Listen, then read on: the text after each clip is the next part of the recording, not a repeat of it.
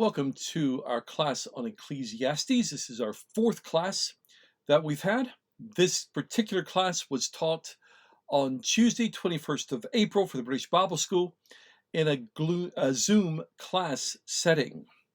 Before we get into chapter 4, let's do a quick review of chapters 1, 2, and 3.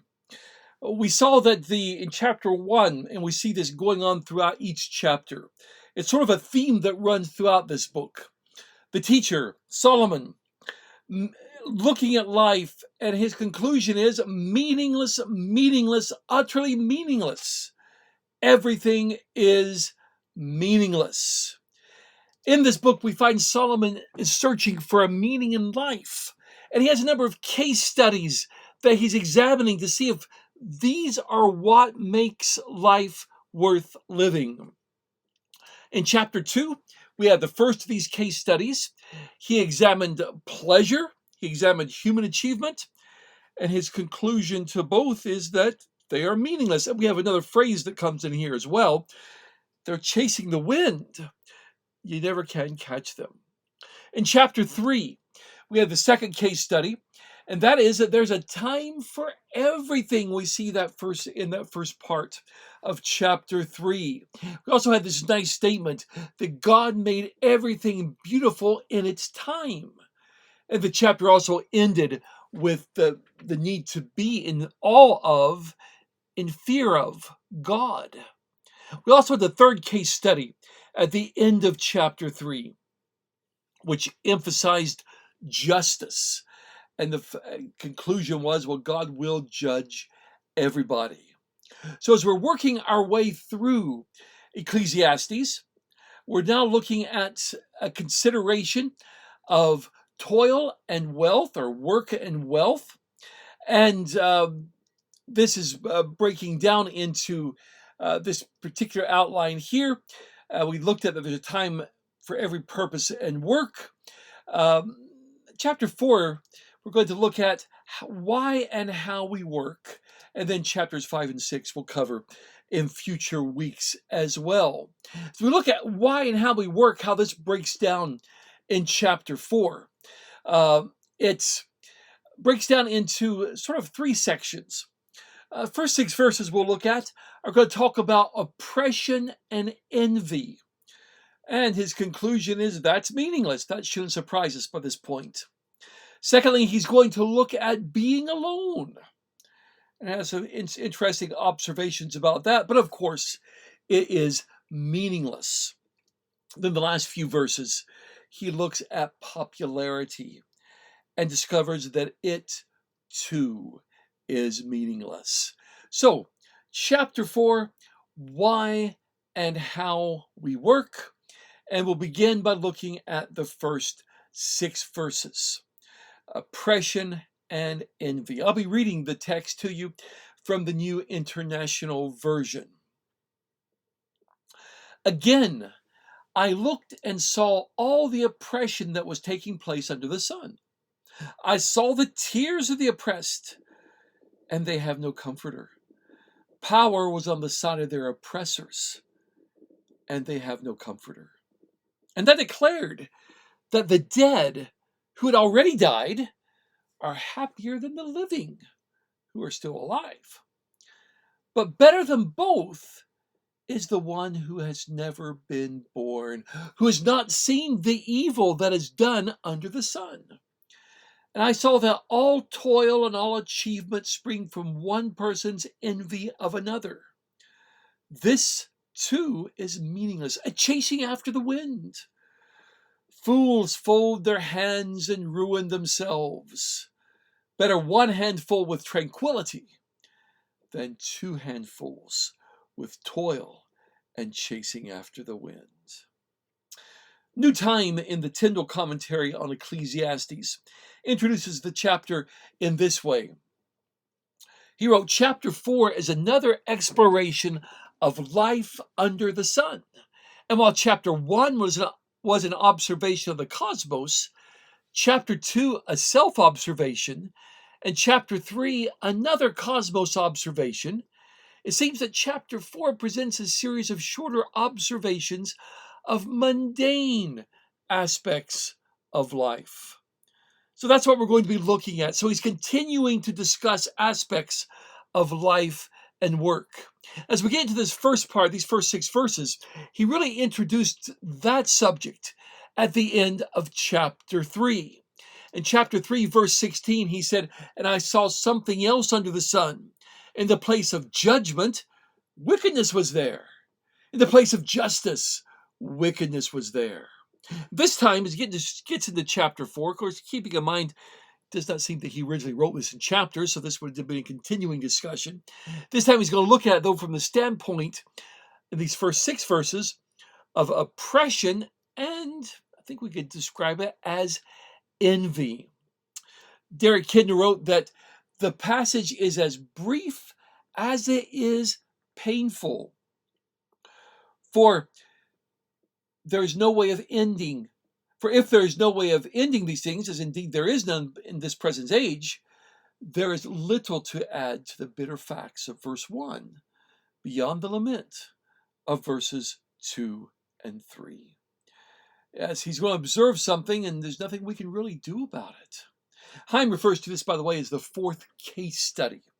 He calls this an inquiry into pervasive exploitation and social injustice. So he begins, and he says, what he saw was that the oppressed were suffering. He says they're in tears, but there's no one to comfort them. There's no one to deliver them from their oppressors.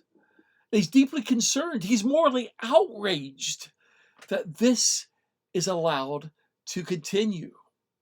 As Thomas Hale put it in the Applied Old Testament commentary, the teacher's saying it's sad enough to find life meaningless, but to find it cruel is even sadder. And that's what he's observing in life. In fact, he says from the standpoint of having no comfort, he felt that the dead and gone were better off. They no longer were oppressed. Literally, by the way, the Hebrew in the text has the dead who had already died. I thought the dead were dead, but that's the Hebrew expression. In other languages express things slightly differently than we do in English. So he says, from the standpoint of comfort, the dead are better off, but he said better than both the dead and the oppressed, in his view, are those who were never born. Think about that. They had never experienced being oppressed. So in his mind, they're better off. They've not seen the evil things that are done on the earth. Derek Kidner says, so another aspect of earthly life has been exposed. And there's nothing sadder in the whole book than the wistful glance in verses 2 and 3 at the dead and the unborn, who are spared the sight of so much anguish. G.S. Hendry, in the New Bible Commentary, reminds us that God is the judge, but the righteousness of God is not subject to our judgment. As the righteousness of God, it belongs to his time, though it may be hidden from ours. He who does not understand this has no choice but to esteem death better than life. Hendry brings up the hope and the something that we can live for when things aren't going well, is that God is in control, that God is the judge, and that he will right all wrongs. But as Hendry reminds us, it's in his time. And if we don't understand this, then like Solomon, we might say the dead are better off than those who are alive. But that's oppression. What about normal work? What about normal work practices? Well, when he looked at skillful work, Hebrew literally is all the toil and all the skill. NIV sort of got some of that, referred to it as toil and achievement. When he looked at work, what he saw was just competition between one person and another. And he found some try to outdo others. Others try to have more than everyone else. And Derek Kidner, in his commentary, referred to this as the rat race, and I'm sure we've heard that term. Hendry points out that this desire to do better than others, this desire to excel, is though is what makes humans human. We want to do our best, and we want to do better than the other person. But as Solomon looks at work, what he's saying is if all work is simply about competition, then what's the point? It's meaningless. It's like chasing the wind. Derek Kidner wrote, if we may quibble if we will, and remind him of such people as solitary castaways or needy peasants who toil simply to keep alive, or those artists who really love perfection for its own sake. But the fact remains that all too much of our hard work and high endeavor is mixed with the craving to outshine or not to be outshone. And I think Kidner makes a good point there, because so often what we're doing in life is very much trying to outdo somebody else, not because we need to do it, but we want to look good, or we want sometimes maybe others to even look bad, which is quite sad when you think about it. He talks about the fool, the person that's lazy. This is a statue down in Dumfries based on one of Burns' poems. But he says the fool does no work, just folds his hands, and as a result, he has nothing, of course, except himself. And he comes to ruin. The fools come to ruin because they're not doing anything. Kinder comments that he's the picture of complacency and unwitting self-destruction. For this comment on him points out a deeper damage than the wasting of his capital. His idleness eats away not only what he has, but what he is, eroding his self-control, his grasp of reality, his capacity for care, and in the end, his self-respect. I'm confident that we can see, either through people we know or through our own experience or through films and other media, that this often happens to people who are idle, who are lazy, who don't want to do anything. So as Solomon looks at work, his conclusion to all of this is this: it's better to have a handful with tranquility. I'm assuming that's a handful of food or a handful of what you need to get by. Better to have a handful than to have two handfuls of work and chasing the wind. Kinder referred to this as having a handful of quietness than to have two hands full of that which would not be quiet. Would we rather have tranquility, peace, restfulness, presumably some enjoyment, than to always be devoting ourselves to work? See, it's better to have modest demands and inner peace than selfishly wanting to be the best. Much better to be at peace with ourselves. And I think most of us can see there's some logic to what Solomon observed. But the Bible notes found in these last three verses. Koheleth lists their word for Solomon, the Hebrew word. Koheleth lists three approaches to labor. Number one, the competitive workaholic in chapter 4, verse 4. And by the way, I'm sure many of us know people just like that. Number two, the impoverished sluggard in chapter 4, verse 5, the person who can't be bothered to do anything. And then thirdly, the contented laborer in chapter 4, verse 6. The balanced approach rebukes the two extremes. Derek Kinder, towards the end of his chapter on this section, quoted a poem that's attributed to Sir Walter Raleigh. I assume it is. It's from a poem called His Pilgrimage. I quite liked it. I thought I'd end this section with that as well. He wrote, "Give me my scallop shell of quiet, my staff of faith to walk upon, my scrip of joy, immortal diet, my bottle of salvation, my gown of glory, hope's true gauge, and thus I'll take my pilgrimage." If that truly is from Sir Walter Raleigh, I have no reason to doubt that it's not. One thing we can see is he had faith, didn't he? He understood what was really important in life. Very well, he may be reflecting upon these verses from Ecclesiastes chapter 4. So oppression and envy are meaningless.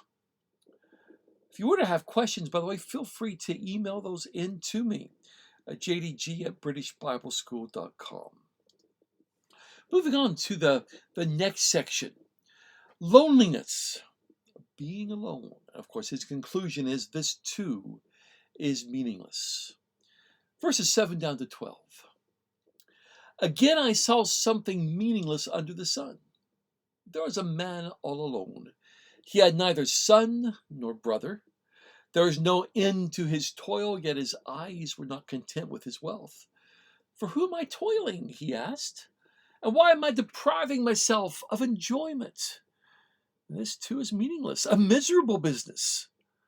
Two are better than one, because they have a good return for their labor. If either of them falls down, one can help the other up.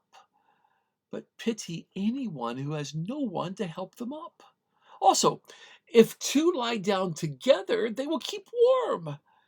But how can one keep warm alone? The one may be overpowered. Two can defend themselves. A cord of three strands is not quickly broken.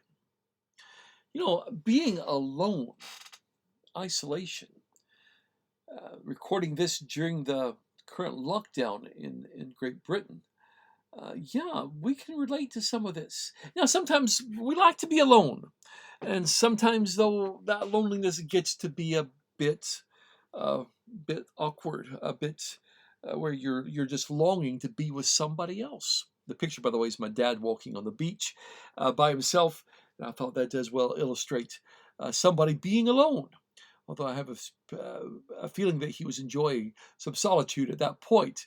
But solitude going on as long as we're going on, that can really get to you, can it? By the way, this is referred to in Heim as the fifth case study we have here.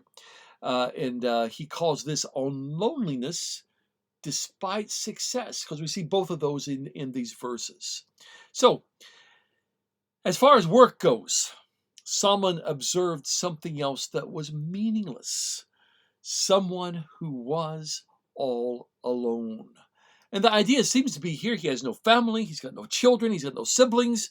That's something that we struggle going through, as I mentioned, going through this lockdown. I know some of our young people are really struggling, not being able to be with their friends. I just heard up in Scotland, First Minister's statement today included some information about the police activities and having to break up parties. A very small number, but some just can't stand being away from others. And of course, that spreads the virus as well, and that's not good. But this is somebody who's alone all the time. He's got no family, no children, no siblings. Yet there's still no end to his work. And he's never satisfied with his wealth. And we have the question there, what was he working for when there's no one to share his profit with? What's the point of it all? Derek Kinder wrote, although it's for the sake of clarity that we're looking at a man with no family, we may well feel that his loneliness is no accident, that he'll have no friends either, living for his routine as he does. And by the way, people who devote themselves to work, workaholics as we call them, isn't that the way they are? Very few friends because all they can think of is work. Such a man, he goes on to say, even with a wife and children, will have little time for them, convinced that he is toiling for their benefit, although his heart is elsewhere, devoted and wedded to his projects. I thought that too was an astute comment that Mr. Kidner made. So we get back to this man here. Why is he depriving himself of enjoyment, devoting himself only to work, really? And his conclusion to all of this is This is meaningless. And notice a second phrase there. This is a miserable business. Absolutely. This is not worth living for. This is not where you're going to find satisfaction in life. Derek Kidner wrote, having looked at the poverty of the loner, whatever his outward success, we now reflect on something better. And notice in these next few verses, we're going to have the word better coming up time and again. He mentions better will be the key word here, as it very often is in value judgments of the wisdom writers. Something is better than something else. And I'm going to use mainly pictures from my family to illustrate the things he talked about, so I hope you'll pardon those. But he observes that two are better than one. These observations apply very well to marriage. And that's my parents there. But they can be applied equally to other areas of life as well. By the way, that's my parents in the 1950s. Very much as well. But yeah, this can be applied to other areas of life as well, but it really works for marriage. Two are better than one because you have somebody to share things with. And I must admit, in this current lockdown, it's nice to have somebody else in the house with you. My wife, as many of you know, is a trainer for a company called Lifeways. And as a result, she has to travel a lot. So I'm often here during the week by myself, but right now I'm not having to do that. Two are better than one. It's better to have somebody with you. I think especially in the lockdown, it's better. Of course, two can reap more benefit from their labor. And this is a picture, by the way, of my daddy's on the left when he was a child, my grandfather, and my two uncles who are really not old enough to work, although they could bring in the water, it looks like they are. I've worked these fields many a time myself later on in life. But bringing the hay in, you really need a lot of people. And one incident I in particular remember was the field that's behind this down the hill in that little valley there behind where my grandfather's standing. We worked that field one summer day. We had a lot of rain in West Virginia. That's in West Virginia. Had a lot of rain, and as a result of having all that rain, we couldn't get the hay in. We need the hay for the animals, and the finally it quit raining. My grandfather got the hay cut and got it dried, and then he called on everybody to come and help him get the hay in. And his 4 children, spouses, their children, we all came. And there was around 15 of us working together in the fields. Everybody had a job. Even the children had a job. In the kitchen, in the house that's behind where my dad's standing, my aunts and my mother and my grandmother were cooking. And boy, we ate big meals that day because we worked hard from sunup to sundown. But by working together, we were able to benefit from their labor. In fact, I've also read, and maybe my dad told me about these 2 horses here, that's Kit and Bill, that one horse, sometimes it was hard to get one horse to do anything. I think Bill in particular was stubborn. I never knew him, I knew Kit. But one horse, but when you put 2 together, it's not, you don't get twice the amount of work. You get like quadruple the amount of work. That when 2 horses work together, they accomplish so much more. And I've observed the same thing with people.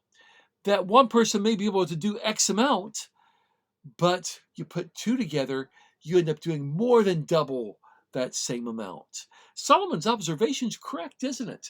2 can reap more benefit from their labor. Did you ever do this when you were a child? I remember the first time I did this. We're trying to carry a very stout, we'll say, friend of mine, and we couldn't figure out how we're going to do it. And somebody said, "Well, do this. We'll all put our arms together, and that'll make it easy. He can just sit." And I thought, this will never work. But by all 4 of us doing that, we were able to carry him, even though he was a lot heavier than any of us. And by working together, we can do so much more. But Solomon goes on. The benefits of two. If one falls down, this is not my picture, by the way. If one falls down, the other is there to help him back up. Although I must admit, the person that's down very well could have been me, but it's not me. I got this from Pixabay. But, it's a pity when somebody's on their own and they fall and they don't have anybody to help them back up. We really need that. And for people living on their own, especially the elderly, when they fall, it becomes very important that there be somebody. I know in Britain here, we often have the cords they can pull if they can't get up that will summon the emergency services to come to help them. But yeah, two are better than one. And then, of course, two are better than one in the cold. They can keep each other warm. This is my siblings and my mother and me. And we're out in the cold, as you can see, and we're huddled together because, as you can see, it's cold. And Solomon asks the question, how can one person warm himself up? That's a good question. You really need to be huddling together and benefiting from each other's warmth. And of course, the last one, if attacked, one person could be easily overcome, but two could withstand the assailant. And when you've got all of your siblings behind you, and now what is his wife's siblings behind them, yeah, you can do anything. You can accomplish anything that needs accomplished. Two are so much better. He ends this little section with a little thing about rope, doesn't he? That a three-fold cord, a three-ply cord, is not easily broken. Have you ever looked closely at ropes? Ropes are not just made of one string. Now, this is a ship's rope, I understand. But notice how many strings, in essence, are bound together to make up this rope. It makes it very strong, very solid. Makes it able to support weight that way. In fact, even if you look at a swing like we swung in when we were children, and our children probably still swing in, you notice those ropes holding that swing. Again, it's not just one string, it's a lot of them woven together to give strength. And even when they make these steel cables, again, it's not just one piece of steel, it's lots of smaller pieces of steel woven together. Why do we do that? Because there's strength when you have more than one, isn't there? Derek Kidner wrote, "These are worth setting against the demands it may make of us." And you think about it, two are better than one, but it does make demands on us as well. He says such demands are not explicit here, but there would hardly be the need to set out the benefits of partnership if it involved no cost. And then Kidner lists some of the costs. Its obvious price is the person's independence, because you're no longer able to do things the way you want, are you? Henceforth, he must consult another's interest and convenience, listen to another's reasoning, adjust to another's pace and style, keep faith with another's trust. And I think those are a good description of any partnership, but in particular of marriage, aren't they? Because when two become one in marriage, it's not that we can continue doing exactly what we want, but it's very much we've got to consult somebody else. We've got to look out for the other person. But even though there is a cost, I would suggest the benefits far outweigh the cost. And notice as well the benefits that we have that Solomon lists there are joint benefits. Both receive the benefit from the other. It's not a one-way street. It goes both ways. So, what's Solomon saying in this middle section? He's saying that life, Neuheim puts it, life in community is far superior in every way to a solitary existence. There is no place for individualism and self-reliance. I think that's very much a good lesson for us. There's the benefits of being with somebody else are far greater. Being alone is meaningless. The last section is that popularity is Meaningless. The photo, by the way, I'll tell you about it before we get started. That's my wife. In case you don't know who the singer is that she's standing with, that's Paolo Nutini, a pop star from, only had a number of hits about 10 years ago. I've got some of his albums. He's a pretty good singer. He's from Paisley, and he was receiving an honorary degree, the same service that our son received his bachelor's degree. And so Paolo was a very friendly guy, and very happy to pose with anybody that would like to have a picture with him. So that's Paolo Nutini. Popularity and youthfulness. So he illustrates well this next section that we'll see in Ecclesiastes. Better a poor but wise youth than an old but foolish king who no longer knows how to heed a warning. The youth may have come from prison to the kingship, or he may have been born in poverty within his kingdom. I saw that all who lived and walked under the sun followed the youth, the king's successor. There is no end to all the people who were before them, but those who came later were not pleased with the successor. This too is meaningless, a chasing after the wind. Have the idea here of contrasting the youth and the elderly. And its conclusion initially is a poor but wise youth is better than an old and foolish king. I would say a king who no longer knew how to receive advice and warnings. See, everybody needs advice and help, don't they? And sometimes the youth are more prone to accept that. Well, sometimes they're not either. But he goes on to talk about people becoming in a ruling position. He says a person could come from even the lowest circumstance to be king, from prison, even being born poor. Granted, that doesn't happen in Britain, but that could be a possibility.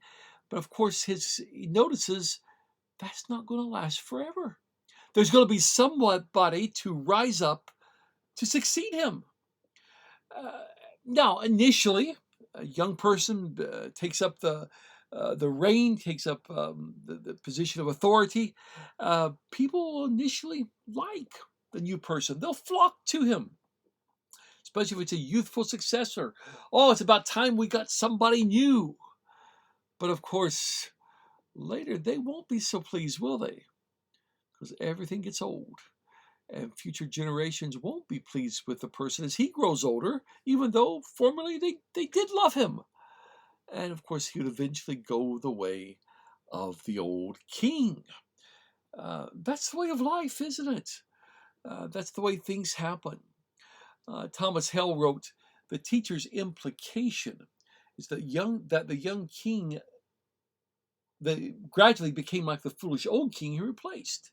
He had made a tremendous advancement from poverty, but he ended up no better off than his predecessor." Isn't that the way with our leaders? Maybe political especially, but as well as in other areas of life. Initially, when a government especially gets so that nobody can stand what they're doing, oh, there's somebody new, fresh ideas. But later we discover they get stuck in their ways too. And they don't take advantage. And what we thought would be a big change ends up being the status quo, maybe with just a different face on it. And then they long for somebody to take their place. Solomon says, this is meaningless. This is a chasing the wind.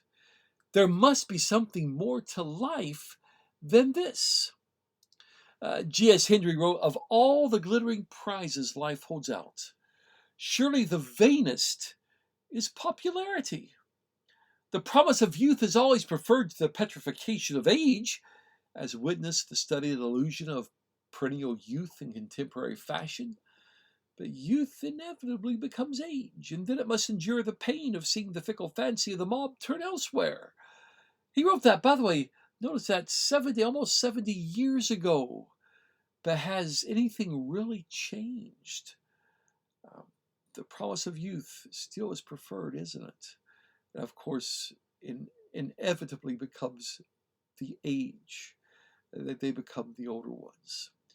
Now, this too is meaningless, a chasing after the wind. Popularity comes and goes. it won't last forever. So we wrap this up. Let's look at just a few lessons that we can learn from chapter 4. These are lessons that I've come up with. There were several during the class, which I don't have here to add to this, but these are some things that I came up with. I think we see in that early part that God will bring justice, but it's going to be in his own time.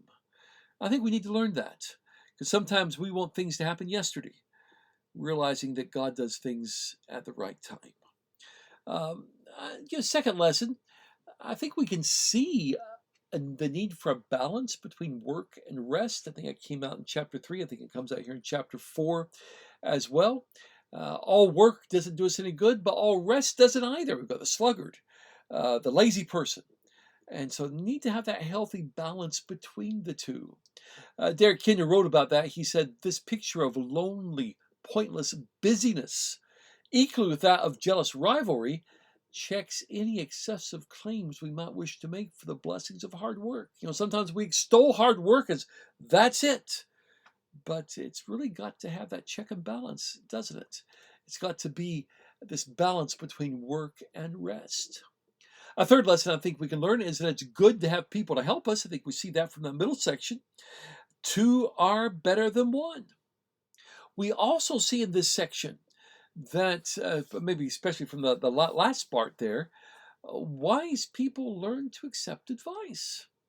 Don't be the old and foolish king. Be the young and wise ruler. But I think we can see in all of that power, position, and popularity will not ultimately provide satisfaction. The reason being because they can be lost as quickly as they were gained. I think in all of that, one thought that came to me was this: we should be more concerned with God's approval than other people's approval. So one thing about people's approval, it comes and goes, doesn't it? It's just here and then it's gone. So if we're trying to please people, we will never be happy. Seek God's approval. That's where we need to be. I'll end with one more lesson here. The three-stranded cord for marriage. And perhaps you've heard of this. I thought it was very good. Three-stranded cord for marriage for Christian husband and wife. And I've heard this in wedding ceremonies. I've used it at wedding ceremonies. That there needs to be three people involved in any marriage. There needs to be the husband. There needs to be the wife. But Jesus needs to be there as well. Or I've heard it, Jesus or God, either one. But yeah, God's got to be part of our marriage as well. And when we have that three-stranded cord that binds us together in a marriage, then it is a strong marriage. I'll end with Warren Wiersbe from his Be Satisfied. He says, if this chapter teaches us anything, it is that we need one another because two are better than one. Yes, there are some advantages to an independent life, but there are also disadvantages, and we discover them painfully as we get older. If you're preparing for our next class, read through chapter 5. I hope you can join us for that class. If you're listening to this before we have the next class, it'll be Tuesday at the 29th of April. No, it's not going Tuesday, 29th. It'll be next Tuesday.